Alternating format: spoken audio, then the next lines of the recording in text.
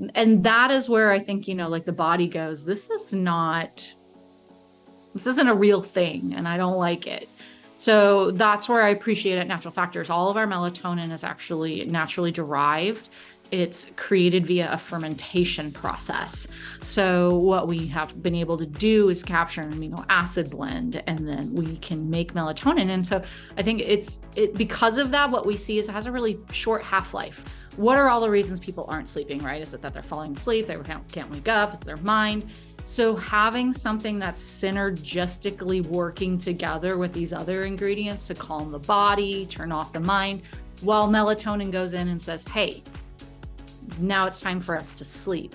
I think that that's a really nice thing to have those combination, because then we can address any of the concerns that might be happening as to why we're not sleeping.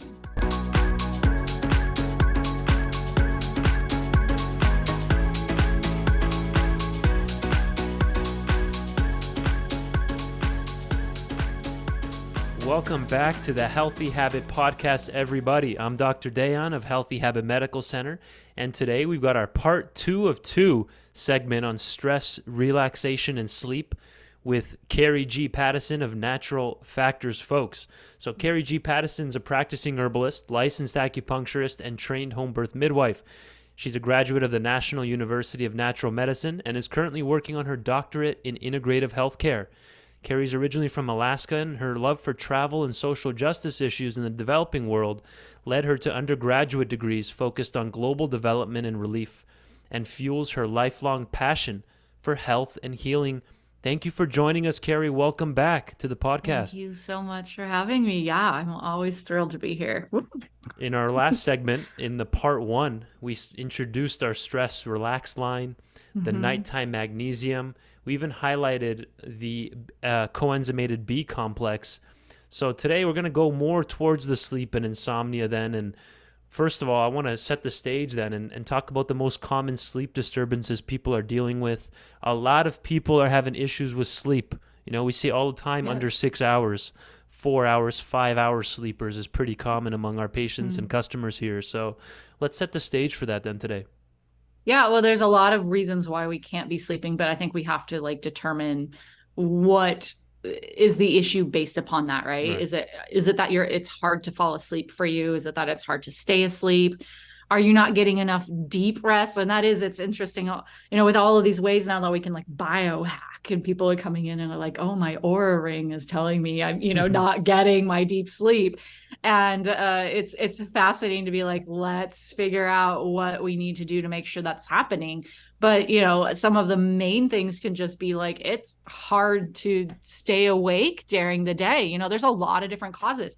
Even we talked briefly in the last segment about stress and weight gain. Well, this can lead to sleep apnea and things like that, which is also another reason why we cannot be sleeping. So I think that there's a lot of causal reasons, but everybody knows what happens when we are not sleeping. And it's amazing how many people think that they are, and they really aren't. Even if they think they're getting good rest, when they finally reach those places where they've gotten really good deep sleep for a while, they're like, my brain works. Right. So do you actually use Oura Ring, or is there a good way to track it, or No, ideas? I just know, I know that, and there's people wear their watches and things like that at night. I kind of don't. This is just my personal opinion. I'm not into having some sort of an electronic I've never done something or other on me. So how I know, if I'm sleeping or not is really just how I feel the next day, right? And I think that there are things that I know we both do in our practice, and it might be a really good idea right now to step back from the world of supplements and talk about practical tools for sleeping, because maybe we don't talk about those practical things often enough. And one of the things that I'm very clear on with people is you have to get sun into your eyes during the day, because our body has to know that it's daylight out. So if we're living in an area where we step outside and we're just have sunglasses on all the time, and we never get actual natural light into our eyes, or we are in an environment where we're just staring at a computer and we're under UV, like fake light bulbs all day long. So I really like for people to have, in the morning, one of the first things is open your curtains up in your bedroom as you're waking so you can get that light waking you up. But the flip side of it, that means we need to have complete darkness at night. So if anybody's going to take away anything from this little segment here, please remove your TV from your bedroom. This is like toxic, I think, because it's not allowing our brains to sleep. We're getting that blue light. People are watching things way too late. So, we need to have absolute darkness. So some people that are really struggling with sleep, one of the first things I do is a sleep mask.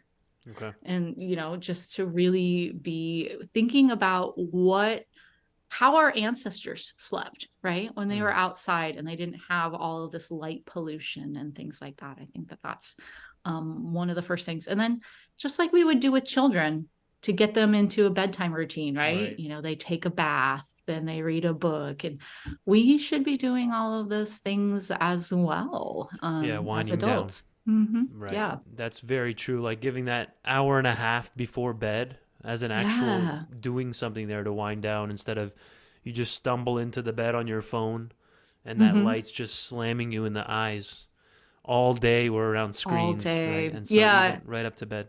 Yep. Or, the last thing we do before we go to bed is have that last glass of wine. We talked about alcohol in the last one. Or I had some chocolate last night, which was really good. It was 100% chocolate, but I was like, am I going to wake up in the middle of the night from this? So thinking about what we're putting into our bodies right before we go to sleep too, I think is important. Absolutely. So like I said, in part 1, can you hear me, by the way? Can you hear me? Okay, perfect. In part 1, we introduced the Nighttime Magnesium Bisglycinate through the Stress Relax line. And that has melatonin in there.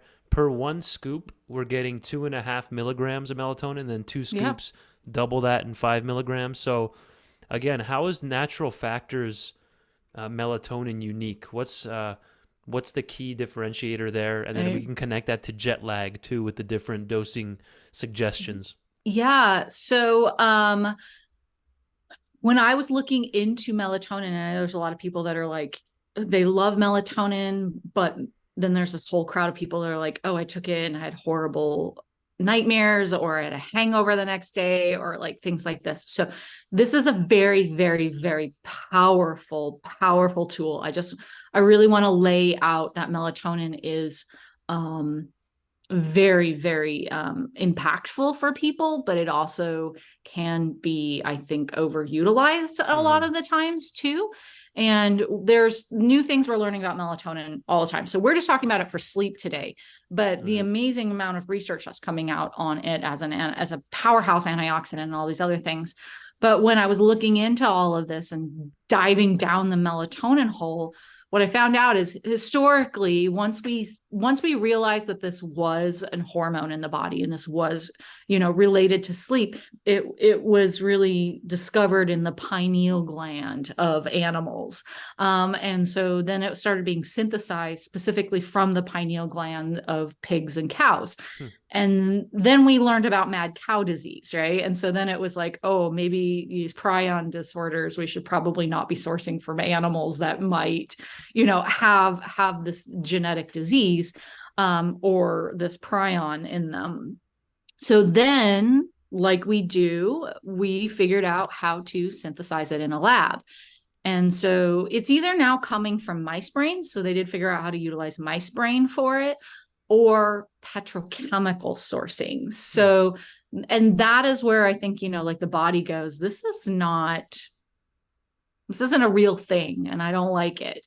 So that's where I appreciate it. Natural Factors. All of our melatonin is actually naturally derived. It's created via a fermentation process.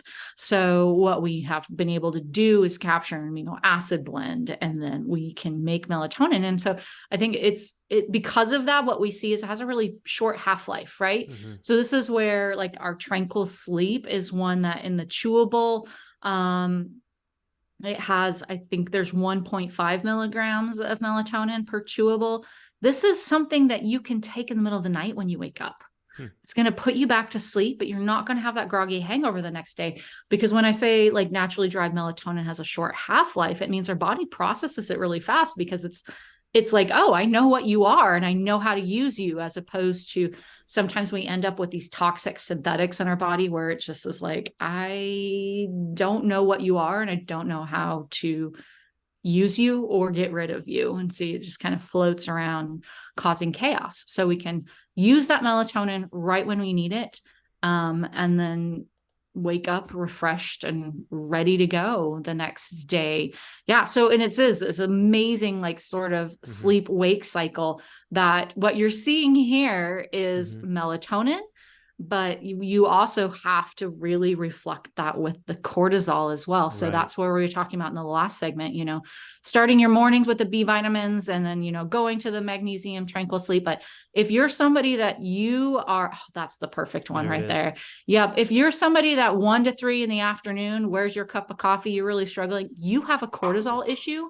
And I want you to be doing the Adrenasense in the morning. I want you to be doing some sort of adrenal support. And I know that at Natural Factors, our Adrenasense is in our women's line, our women's sense line. That is a gender neutral formula. Anybody can take it. And so I would suggest that, mid-morning lunch, with lunch, help you get through that day, that little thing. And then in the evening, you can certainly be doing some of these more supportive tools for in the moment when we need to sleep. But the point is to fix the problem. Why aren't we sleeping? Let's fix that problem.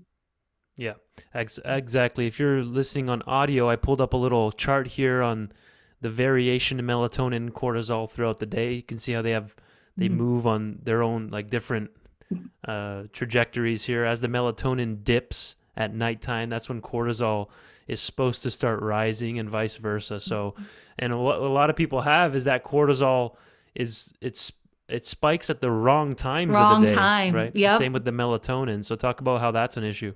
Yeah, so this is what we're looking at right now. When you look at the curvature of this, what we're talking about is our circadian rhythm. Yep. And it is when we are supposed to wake up. It's when we're supposed to go to sleep. And, I do a lot of hormone panels. I'm sure you do as well. And I'm finding that people, maybe it's the right wavelength is happening, but it's like shifted 4 hours one way or the other, as opposed to being when it should be normally happening. And so that's where melatonin is like, we know that one of the things that melatonin does is resets that sleep wake cycle, resets that circadian rhythm. So we can take it in the evening when we're like, now's the time that natural melatonin is supposed to be rising, and it's going to kind of retrain the body. So that's where people, with like if they have interesting like shift work, or you had mentioned jet lag, right? So this is where melatonin is used significantly for that, because it's like, okay, now's the time for my body to go to sleep, and it's just kind of like oh yes, let's shift the circadian rhythm to the appropriate time. Right. And then this one is often not talked about enough, how melatonin actually production of melatonin reduces with age. Like older people, they produce negligible amounts of melatonin. Yeah, well, and you remember where I said that vast majority of melatonin's synthesized in the gut during the day. The ability of our gut to do much of anything declines with age. Sure. So this is definitely a hand-in-hand situation. Amazing. So are you a fan of starting people on that nighttime magnesium bisglycinate? I am. I really like having it with something else, mainly because of what we said at the very beginning. What are all the reasons people aren't sleeping, right? Is it that they're falling asleep, they can't wake up, it's their mind? So having something that's synergistically working together with these other ingredients to calm the body, turn off the mind, while melatonin goes in and says, hey, now it's time for us to sleep. I think that that's a really nice thing to have those combination, because then we can address any of the concerns that might be happening as to why we're not sleeping.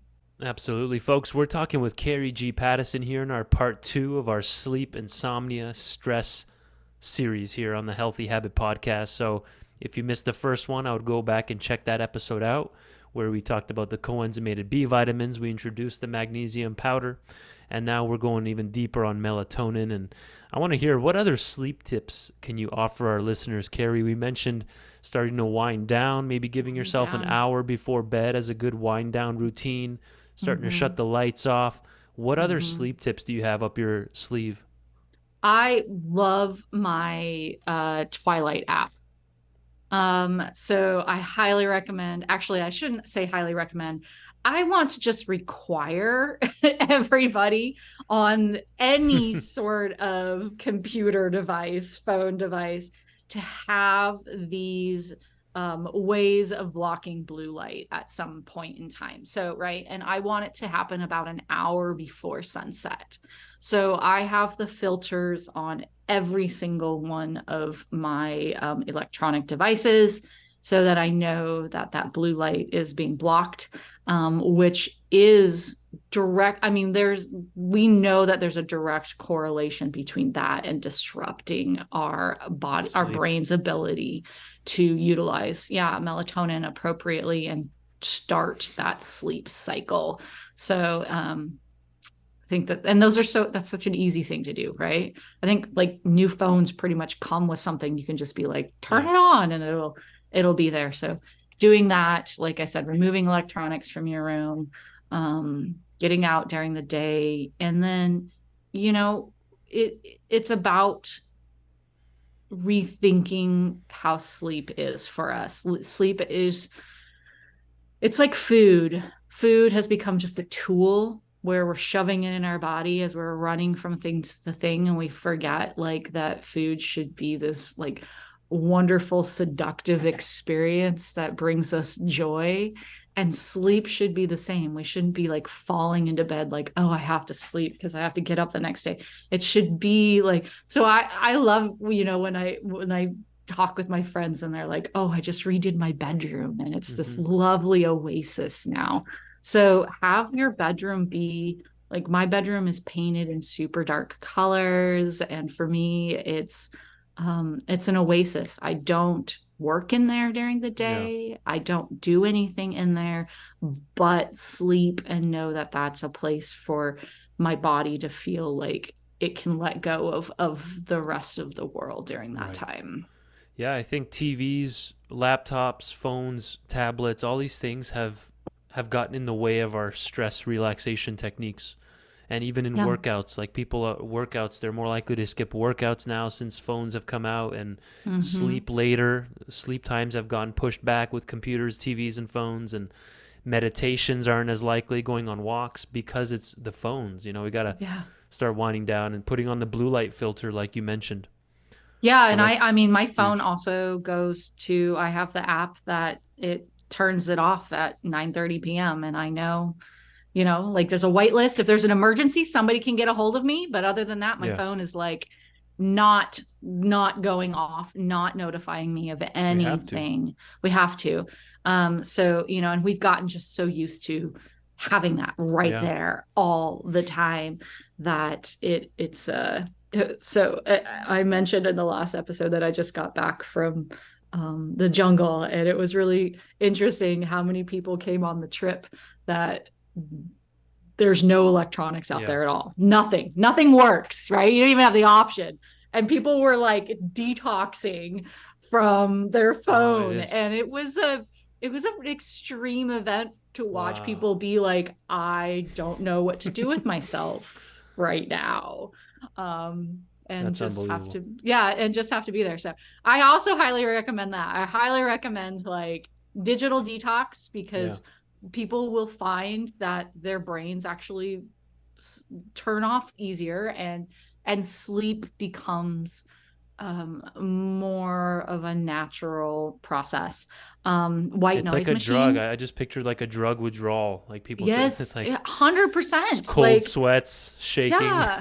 I had a friend that literally like downloaded some like things before, because we knew we were gonna, so that he was like scrolling through old messages because he's just like, I need something. And I'm like, and it is. So pick up a book. Yeah, we're all guilty of it. We we all can are. all try to I use do our it too. phones less. It's Mm. just the digital world we're in. But imagine you can only use it from like 8 a.m. to 8 p.m. and that's it. Yeah. Like Yeah. you're not allowed before and after that. And I've always had the most productive days and the best sleeps when you're not allowed to use your phone the last hour of the day and at least the first hour of the day. It's That's a a good really starting great, point. it's a really great First thing to 60 think minutes about. and the last 60 minutes. So Yep. amazing.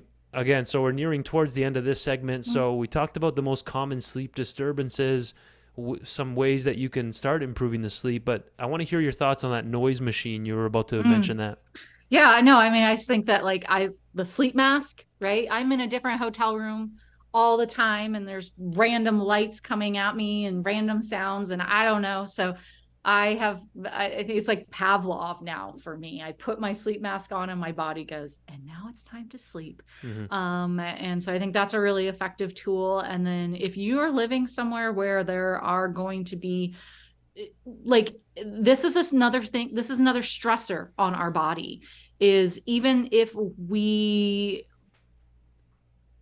it becomes a routine for our body to hear the ambulance behind the scene or the trash guy that's coming and picking up the trash at 3:30 in the morning and causing a lot of noise, or an apartment down the hall banging doors. Like, we can sleep through these things because our bodies get used to them, but our brain doesn't. Okay. Our brain's always going to be on alert and hearing it and going, what is that? And that can really disrupt us getting into those deep restorative REM cycles. So that's where sometimes a white noise machine or even just a fan, right? Because it's blocking out the chaos in the background. And I want to preface this and say, like I was saying before, your TV is not your white noise machine. Yeah. having like QVC on all night long is not your white noise machine. Right. So it's, and finding the right patterns, whether or not it is just truly white noise. So I think that, like, lately, what have I been reading more about stress? Like is it like gray noise is actually starting to really Okay. pop up as far as some research. So there's different like levels of things Yeah. that are going to make our brain. So Just like think how about, there's different hertz, like there's 448 hertz, 432 mm-hmm. hertz, and there's like different Yep. similar idea. Yeah, so fun things to think about. Amazing. But also knowing that, we support ourselves during the day and we're going to support ourselves through sleep. So thinking about supporting our adrenals during the day, thinking about taking something to help our bodies get into that sleep pattern at night, I think is really a beneficial thing. And again, we're talking all things natural factors. You can go to Mm-hmm. naturalfactors.com. And the stress relax line is what we've been highlighting here in this 2-part series. Again, that magnesium bisglycinate nighttime powder has the GABA in there, the L-theanine and melatonin. But then there's also standalones of each of those individual nutrients as well. Carrie, do you want to elaborate a bit more on that? When should one choose the standalone Pharma GABA versus maybe this blend with all 4 in there? Yeah, so the Pharma GABA would be something that I would take when I am in the moment of feeling during the day like I can feel the rise of stress coming up. Like, you got pulled over by a cop, or you're getting ready to go into a meeting, or something just is occurring that you can feel your cortisol levels coming up, right? You can kind of you're going into that fight or flight mode. Like, your body can't handle it and you need everything to turn off. That's a really lovely thing to use as a tool during the day. The sun-theanine then is the one that I think about when I can't shut off my brain and I'm in a million different directions, right? So that very ADD thing when I do need to focus. So that's always the one that I take right before I come hang out with you. Oh, okay. Because I want all of the other distractors from my life to go away so that I can just be present here. Right. And, be focused and know that something's going to work up here. Right. So it's really, really lovely for studying. Right. I have had really great results with giving it to like middle schoolers and teenagers in school if they're feeling very ADD all over the place and they can't focus. It's been really nice for them, and then also helping them in the evening as well. Good. We can finish maybe talking about how blood pressure and early mortality from strokes Oof. and heart attacks and how that's all connected to Mm. stress and sleep and being one thing is you're depleting your vitamin C levels when you're Yeah. stressed. You're burning through those adrenals, the adrenal stores of vitamin C. So then that's going to cause cardiovascular issues. You need vitamin Mhm. C for your arteries and blood and heart and everything. So maybe talk about that connection a bit more. That's a number one killer in the North American lifestyle, cardiovascular Yeah. issues. Yeah, and it is something that, the more research that we do from a natural perspective, the more we realize that how much of this is because we are so nutrient deficient that we aren't able to, our bodies just are giving up, right? Essentially. And it's a long-term thing. This is something that can happen over a long course of time. So, another way that we can think about Pharma GABA would be like, this is your, I need to go do a yoga session or a meditation session and I have no time right now. GABA is going to be like that in your body. But and it's all about supporting the adrenals, right? We know GABA supports the adrenals, like vitamin C supports the adrenals. Mm, And I think it's really easy for people, just you can just Google adrenals and stress and you're going to find so much information online. It's not something, unfortunately, it's not something that Western physicians really talk about because they haven't necessarily seen the intricate details. Like in our integrative world, in our natural world, we're like, what's the cause, what's yeah. the root cause, right? And our, for us, the root cause for so many people is stress. And some really, really basic, easy things. But just remembering that stress happens to all of us. We weren't supposed to be living in this like crazy chaos of a world and an Hmm. environment. And so, whatever we can do every day to just like mitigate it and allow our bodies to be present and safe at the same time. I think it's really important for us to feel internally that we are safe. And when we're stressed out, we don't feel that. Amazing. Perfect place to end it there. Thank you, Carrie, as always, for your time. We appreciate you Yeah. coming on. It keeps us in the loop with the different blends, with the different formulas, and connecting it then with the B coenzymated B complex and times of day to Mhm. do things. Thank you so much. It's good. We get the tips, we get strategies, and we come back with more knowledge. So Practicalities. Yeah. thank you so much for your time. All right. See you guys next time.